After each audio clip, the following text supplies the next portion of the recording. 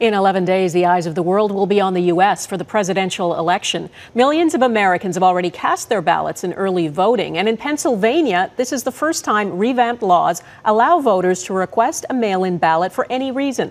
There's been a surge in demand. And as Mike Armstrong explains, that could cause problems on election night.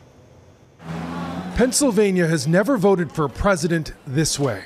It's called no excuse absentee voting. You request a ballot, fill it out, and either send it in or, as these people are doing, drop it off in person. There you go, a proud citizen. I love the early drop-off. I think it's the best thing that could have happened to us. I don't see it going away.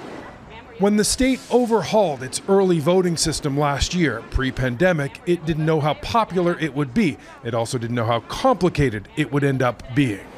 Pennsylvania had about 6 million votes cast in the last election. This time around, it's had close to 3 million requests for early voting ballots.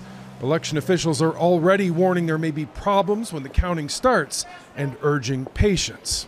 Obviously, the closer the race, the longer it will take to know who the winner is.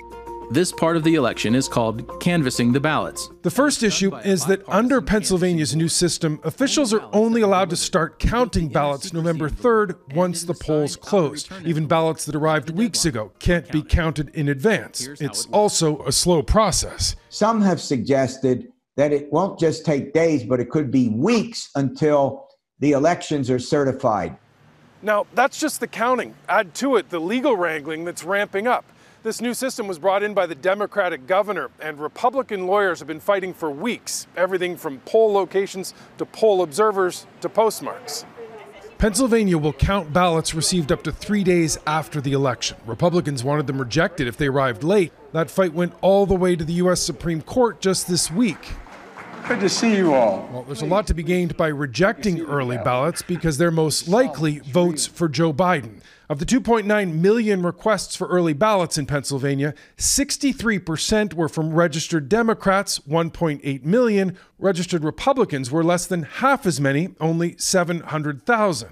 The ballot is stacked in a pile to be counted. Now, last month, a state election official warned 100,000 votes could be rejected over mistakes in how they're sent in. Well, in 2016, Donald Trump won Pennsylvania by just 44,000 votes. Rejected ballots could have a major impact on the results.